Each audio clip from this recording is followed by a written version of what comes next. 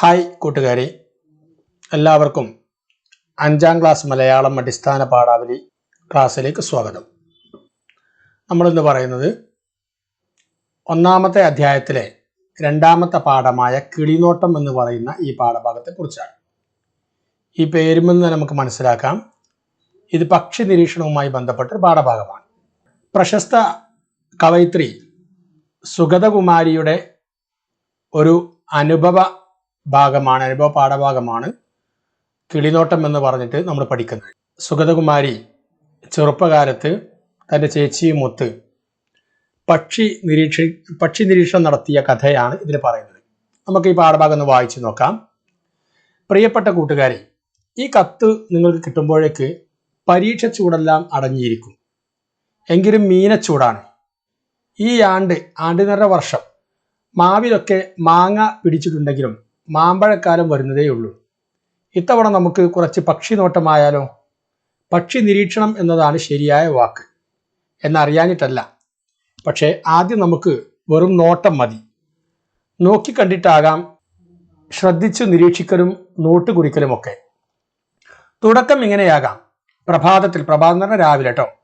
പ്രഭാതത്തിൽ ഉണർന്നു കിടന്ന് ചെവിയോർക്കുക. ഏതൊക്കെ കിളികളുടെ ശബ്ദങ്ങൾ കേൾക്കാം? കാക്കയായിരിക്കും ആദ്യത്തെ ലഹളക്കാരൻ, പാട്ടുകാരൻ. അതോ പൂവൻ കോഴിയോ? മധുരമായി കേൾക്കുന്ന ആ കളനാദം ആരുടേതാണ്? ഏത് കിളിയാണത്? പതുക്കെ മുറ്റത്തിറങ്ങി മരച്ചിലകളിലേക്ക് നോക്കുക. പുലരിയെ എതിരേൽക്കുന്ന ഒരുപാട് പേരെ നിങ്ങൾക്ക് അവിടെ കാണാൻ കഴിയും. പൂഞ്ചിറകുള്ളവർ മാത്രമല്ല, പൂക്കുലവാലുള്ളവരും അവിടെ ഉത്സാഹത്തോടെ തിമിർക്കുന്നുണ്ടാവും. ഓരോരുത്തരെയും നോക്കി കാണുക. അവരുടെ ശബ്ദങ്ങൾ തിരിച്ചറിയാൻ ശ്രമിക്കുക. ആദ്യ പാഠം അത്രയും മതിയാകും. എൻ്റെ കുട്ടിക്കാലത്ത് തിരുവനന്തപുരത്ത് വഴുതക്കാട്ടുള്ള ഒരു പഴയ വീട്ടിൽ ഞങ്ങൾ ഏറെ വർഷങ്ങൾ താമസിച്ചിരുന്നു. വലിയ മുറ്റമായിരുന്നു അവിടുത്തെ പ്രത്യേക സൗഭാഗ്യം. നിറയെ മരങ്ങളും ചെടികളും, മതിലരികിൽ പൂത്തുലയുന്ന ചെമ്പരത്തികൾ, മുല്ലവള്ളികൾ. എന്തു രസമായിരുന്നു അവിടെ കളിച്ചു നടക്കാൻ. ഒരു പുലരിയിൽ അതിമനോഹരമായൊരു കിളിപ്പാട്ട് കേട്ട് എൻ്റെ ചേച്ചിയും ഞാനും അതിൻ്റെ ഉദ്ഭവസ്ഥാനം തിരഞ്ഞു കണ്ടുപിടിച്ചു. ഉദ്ഭവസ്ഥാനം എന്ന് പറഞ്ഞാൽ തുടക്കസ്ഥാനം കേട്ടോ. അത്ര വലുതൊന്നുമല്ലാത്ത ഒരു കോട്ടൺ ചെടിയുടെ നിറമുള്ള ഇലച്ചാർത്തുകൾക്കിടയിൽ ഒളിഞ്ഞിരിക്കുന്ന ഒരു കുഞ്ഞിക്കൂട്. ഞങ്ങളെ കണ്ടാകാം അതിൽ നിന്ന് കറുത്ത തൊപ്പിക്കാരൻ ചെറുകിളി പെട്ടെന്ന് പറന്നുപോയി. പിന്നീട് നോക്കി ഞങ്ങൾ ആ കൂട്ടിൽ 2 കിളികളുണ്ടെന്നും അവരുടെ പേര് ബുൾബുൾ എന്നാണെന്നും മലയാളത്തിൽ ഇരട്ടത്തലച്ചി എന്ന് വിളിക്കുന്നുമെന്നൊക്കെ മനസ്സിലാക്കി. പതുങ്ങി ചെന്ന് ആ കൂട്ടിനുള്ളിൽ നോക്കലും പതിവായി. ഒരു ദിവസം അതാ പഞ്ഞിയും നാരുകളും കൊണ്ട് ഭംഗിയിൽ പണിത ആ കൂട്ടിനുള്ളിൽ 2 മുട്ടകൾ. കിളികൾ മാറി അവിടെ കാവലിരിപ്പാണെങ്കിലും ഞങ്ങൾ 2 കൊച്ചു പെൺകുട്ടികൾ അപകടകാരികളല്ല, കൂട്ടുകാരികളാണ് എന്ന് അവർ തിരിച്ചറിഞ്ഞു കാണും. പിന്നെ ആ മുട്ടകൾ വിരിഞ്ഞു. കുഞ്ഞുങ്ങൾ പുറത്തു വന്നു. കൂട്ടിൽ ആരുമില്ലെങ്കിൽ അവ മിണ്ടാതിരിക്കും. അച്ഛൻ കിളിയും അമ്മക്കിളിയും തീറ്റ തേടി കൊണ്ടുവന്ന് കുഞ്ഞു ചുണ്ടുകൾക്കുള്ളിൽ വെച്ചു കൊടുക്കുന്നത് ഞങ്ങൾ ആഹ്ലാദത്തോടെ കണ്ടുനിന്നു. സന്തോഷത്തോടെ എന്നർത്ഥട്ടോ. ആ വഴി എങ്ങാനും ഒരു പൂച്ചയോ മറ്റോ പോയാൽ അവർ പുറപ്പെടുവിക്കുന്ന അപകട ശബ്ദം ഞങ്ങൾ തിരിച്ചറിഞ്ഞു. എന്നും പുലരിയിൽ അവരുടെ മധുരമായ പാട്ട് കേട്ടു. കുറച്ചു നാൾ കഴിഞ്ഞപ്പോൾ അച്ഛനമ്മമാർ കുഞ്ഞിക്കിളികളെ കൂട്ടിൽ നിന്നിറക്കി പറക്കാൻ പഠിപ്പിക്കുന്നത് കണ്ടു. എന്തൊരു രസമായിരുന്നു ആ കാഴ്ച. കുഞ്ഞുങ്ങൾ കുറേശ്ശെ പറന്ന് ചെടിച്ചില്ലകളിലെല്ലാം വന്നു തത്തിയിരിക്കുന്നതും അമ്മക്കിളിയുടെയും അച്ഛൻ കിളിയുടെയും വേവലാതിയും ഞങ്ങൾ കണ്ടു രസിച്ചു.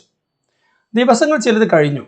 ഒരു പുലരിയിൽ പതിവുള്ള കളഗാനം കേൾക്കാഞ്ഞ് ഓടിച്ചെന്ന് നോക്കിയപ്പോൾ കൂട് ഒഴിഞ്ഞു കിടക്കുന്നു.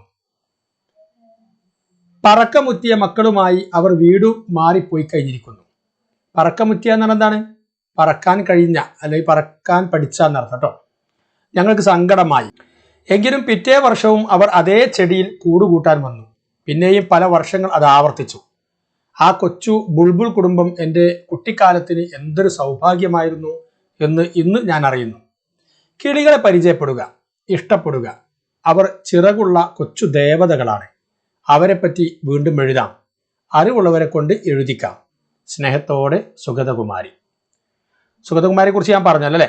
അപ്പൊ നിങ്ങൾ ഈ കഥ, ഈ കത്ത് ഒരു കത്താണിത്, രസകരമായ ഒരു കഥയും കത്തും എല്ലാം പാടെ കൂടിയതാണ്. നിങ്ങളിത് വായിക്കുക, നന്നായി വായിച്ചതിന് ശേഷം ഞാൻ ഇതിന് കുറച്ച് വാക്കുകളുടെ അർത്ഥം പറഞ്ഞു തന്നല്ലോ അല്ലേ. നമുക്ക് ആ വാക്കുകളുടെ അർത്ഥം ഒന്നുകൂടി നോക്കാം. നോക്കൂ, നമ്മളിതിൽ പഠിച്ച ചില വാക്കുകളാണ് പദപരിചയം. ആണ്ട്, ആണ്ട് എന്ന് പറഞ്ഞാൽ വർഷം. കളനാദം, അവ്യക്തമായ മധുരമായ ശബ്ദത്തിനെയാണ് കളനാദം എന്ന് പറയാം. സൗഭാഗ്യം, അതായത് ഐശ്വര്യം എന്നർത്ഥം. ഉദ്ഭവസ്ഥാനം എന്ന് പറഞ്ഞാൽ തുടക്കം. ഇലച്ചാർത്ത് എന്ന് പറഞ്ഞാൽ എന്താ, ഇലക്കൂട്ടം. മധുരമായ എന്ന് പറഞ്ഞാൽ മനോഹരമായ.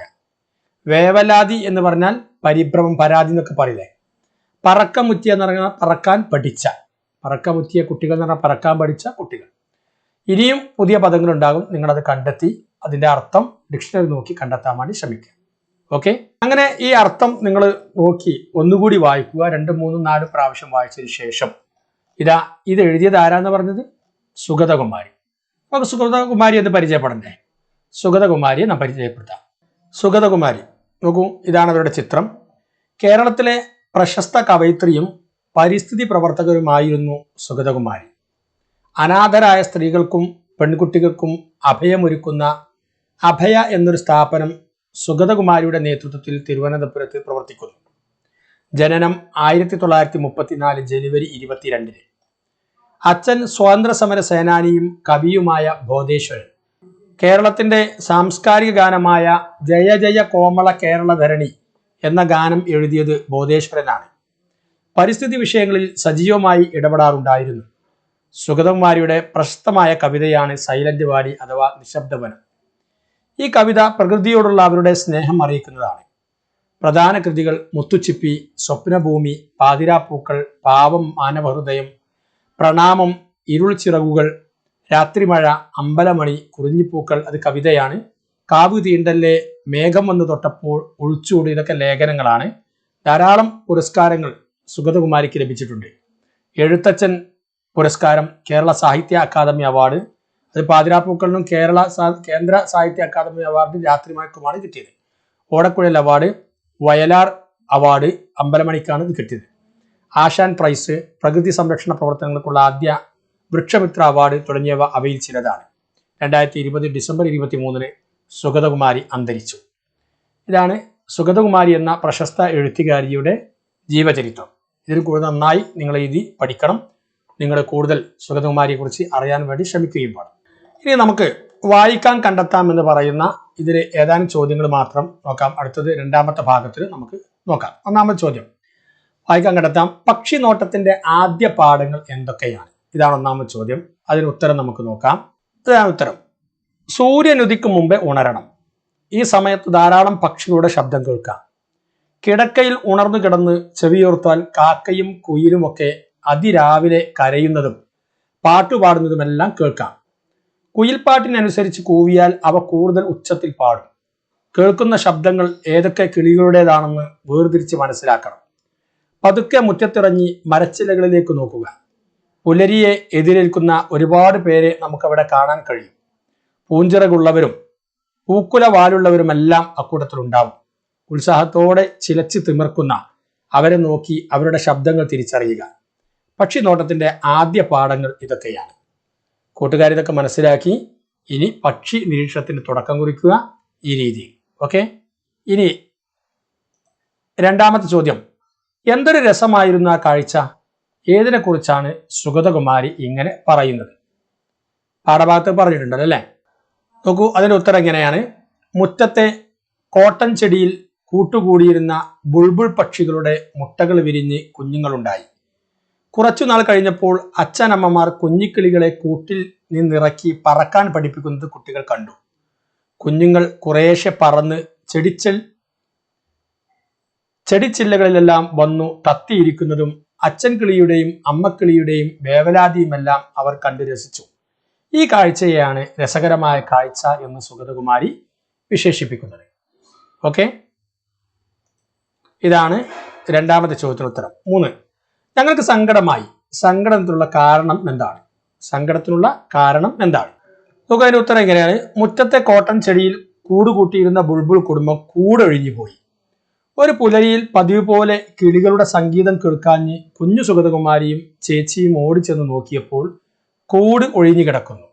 പറക്കമുത്തിയ മക്കളുമായി ബുൾബുൾ കിളികൾ വീട് മാറി പൊഴിക്കഴിഞ്ഞിരിക്കുന്നു. ഇതാണ് ഞങ്ങൾക്ക് സങ്കടമായത്. അതിനുള്ള കാരണം ഇതാണ്. ഓക്കെ കൂട്ടുകാരെ, ഇന്ന് നമ്മൾ ഈ 3 ചോദ്യങ്ങൾക്ക് ഉത്തരമാണ് പറയുന്നത്. അടുത്ത ചോദ്യങ്ങൾക്ക് ഉത്തരം നമ്മൾ അടുത്ത ഒരു ഭാഗത്ത് പറയും. ഇത് വീഡിയോയുടെ നീളം കൂടി പോവും ഇനിയും പറഞ്ഞാൽ. ഓക്കെ, നിങ്ങൾ ഈ പാഠഭാഗം നന്നായി വായിക്കണം. കിളിനോട്ടം എന്ന് പറയുന്ന സുഗതകുമാരിയുടെ ഈ ഭാഗം വായിച്ചാൽ നിങ്ങൾക്ക് പക്ഷി നിരീക്ഷണത്തിൽ താല്പര്യം കൂടുകയും പക്ഷി നിരീക്ഷണത്തിന് നിങ്ങൾക്ക് തുടക്കം കുറിക്കുകയൊക്കെ ചെയ്യാം. ഓക്കെ, ഇതിന്റെ തുടർ ഭാഗവുമായി നമുക്ക് വീണ്ടും കാണാം. അതുവരെ ബൈ ബൈ.